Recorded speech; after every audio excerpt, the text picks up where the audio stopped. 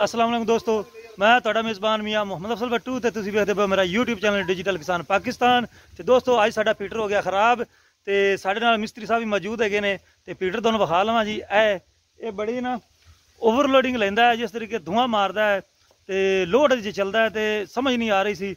ते कम से कम litre mobile भी खा जाता है, जदों भी चलाना लीटर पाउणा पैंदा है। ते मिस्त्री साहब ने स्पैशल सदवाया जी।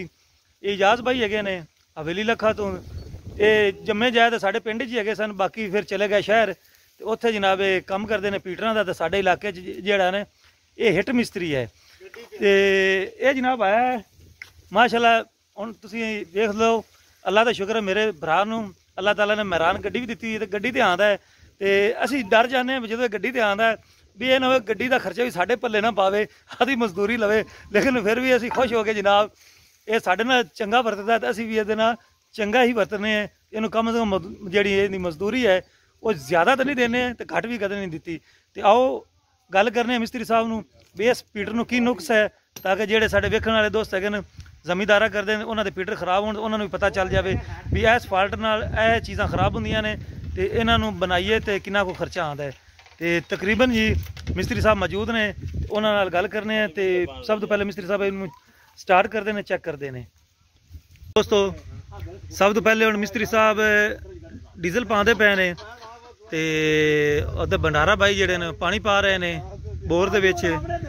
ते फिर आपां जनाब मिस्त्री साहब दा तारफ करवाने हैं तो उहदे कोल पुछने हैं की ना है उसका ते किन्ने अरसे ते काम करते पे। अस्सलाम वालेकुम जी। वालेकुम अस्सलाम भाईजान की हाल ने? ठीक जनाब। की ना तुहाडा पूरा? इजाज़त किन्ने अरसे पीटर बनाते पे जे? हो गए ना 7-8 साल हो गए। 7-8 साल। पहले की काम करते हो? पहले सिर्फ हल सीखदा रहा। किस चीज़ का? तो उस तो इलावा तुसीं मिस्त्री ट्रैक्टरां दे भी हैगे सो? पहले ही आया सी। ते मोटरसाइकिलां दे भी मिस्त्री है? बिल्कुल। ये काम क्यों चुना ने? ये चंगा है जी, थोड़ा जिहा दो पुरजे ने। अच्छा, बोल जाट सेट कर देंगे।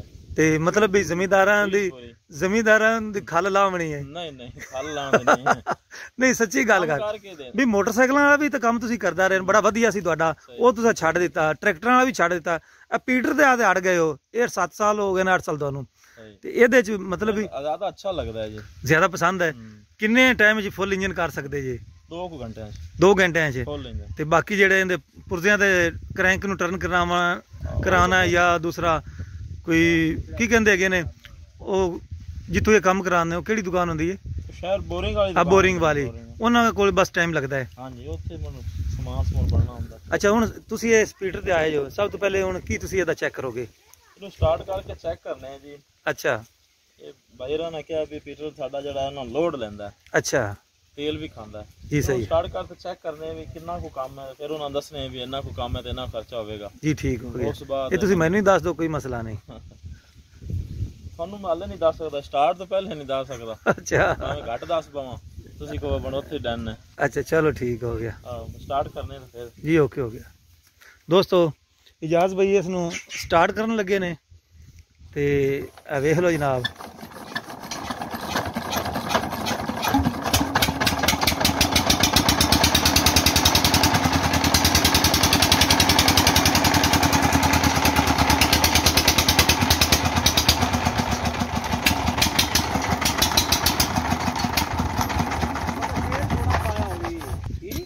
एयर लॉक हो गया जी दोस्तों, हवा फड़ी खड़ा सी दोस्तों। है जी एयर लॉक जेड़ा है ये कड्ढण दा तरीका देख लो जनाब। एयर लॉक निकलदा पिया जी। कैनी मेरा ख्याल है ना थल्ले तो नहीं बनी, उतां नहीं रखींदी, कित्थे बजदी है? इत्थे ही। इतनी तो कोई डर नहीं, वैसे एयर लॉक कार तो ठा लगे ना, मोड़ अगला तो होना ही। अच्छा अच्छा। पीटर इंजन जेड़ा होना चाहिदा ना एक बंदे दे हत्थ विच होना चाहिदा जी। असल ते इस पीटर ते काफी ठेकेदार भी आ जांदे ने ना।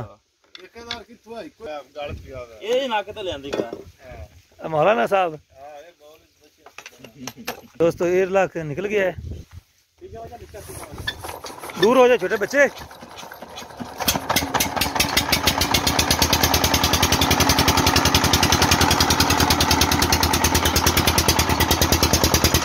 हाँ जी आ गया जी।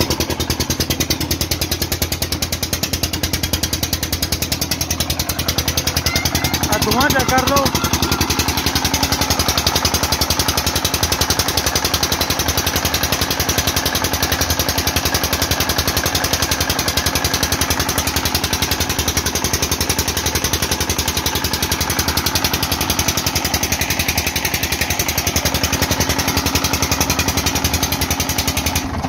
मिस्त्री साहब मुकम्मल स्टार्ट करके अपना जेन लगाते पे ने, ते मेरा ख्याल कोई समझ आ गई होगी मिस्त्री साहब तो।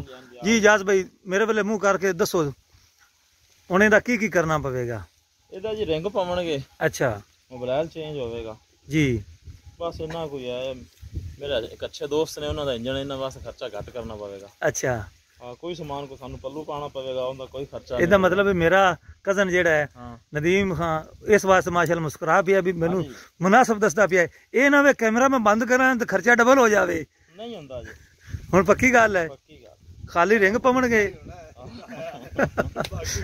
ਖਰਚਾ ਗੱਡੀ ਦਾ ਹੀ ਹੋਵੇਗਾ। ਨਹੀਂ ਕੁਛ ਇhtiyat ਕਰੇਗਾ ਤੇ ਮੈਂ ਵੀ ਕੈਮਰਾ ਮੌਜੂਦ ਹੀ ਰਹੇਗਾ। ਮੈਂ ਜਦੋਂ ਮੁਕੰਮਲ ਕਰੇਗਾ ਫਿਟਿੰਗ ਕਰੇਗਾ ਤਾਂ ਐਂਡ ਤੱਕ ਮੈਂ ਬਿੱਲ ਵੀ ਅੱਗੇ ਲਿਆਵਾਂਗਾ ਆਪਣੇ ਦੋਸਤਾਂ ਦੇ।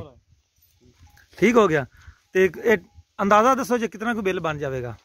ਅੰਦਾਜ਼ਾ ਜੀ 6-7 ਹਜ਼ਾਰ ਰੁਪਇਆ। 6-7 ਹਜ਼ਾਰ ਰਿੰਗ ਤੇ ਇੰਨਾ ਬੜਾ ਖਰਚਾ ਯਾਰ। ਉਸ ਨਿੱਕਾ ਨਿੱਕਾ ਸਮਾਨ ਹੋਰ ਵੀ ਪਾਣਾ ਪੈਂਦਾ ਨਾਲ। ਇਹਦਾ ਮਤਲਬ ਹੈ ਵੀ ਆਪਰੇਸ਼ਨ ਦਾ ਬੰਦੋਬਸਤ ਕਰ ਸੇਂਦਾ ਤੂੰ? ਹਾਂ ਖੋਲਾਂਗਾ ਸਾਰਾ ਹੀ। ਅੱਛਾ ਤੇ ਦੋਸਤੋ ਜਿਸ ਤਰੀਕੇ ਫਿਰ ਖੋਲਦਾ ਹੈ ਉਹ ਦੋਨੋਂ ਵਿਖਾਣੇ ਤੇ ਜਦੋਂ ਫਿਰ ਇਹ ਸਮਾਨ ਲਿਆ ਦੇਵੇਗਾ ਤੇ ਇਨਸ਼ਾਅੱਲਾ ਤਾਲਾ ਫਿਟਿੰਗ ਕਰੇਗਾ ਤੇ ਜਿਹੜਾ ਟੋਟਲ ਬਿੱਲ ਬਣਿਆ ਉਹ ਸਾਨੂੰ ਲਾਜ਼ਮੀ ਦੱਸਾਂਗੇ ਵੀ ਮਿਸਤਰੀ ਪਹਿਲੇ ਕਿੰਨਾ ਆਖਦੇ ਨੇ ਤੇ ਐਂਡ ਤੇ ਕਿੰਨਾ ਲੈ ਜਾਂਦੇ ਨੇ। ਤੇ ਹੁਣ ਮੈਂ ਤੁਹਾਡੇ ਤੋਂ ਇਜਾਜ਼ਤ ਚਾਹਨਾ। ਪਾर्ट 1 मुकम्मल हो गया है। अल्लाह हाफिज़। पाकिस्तान जिंदाबाद।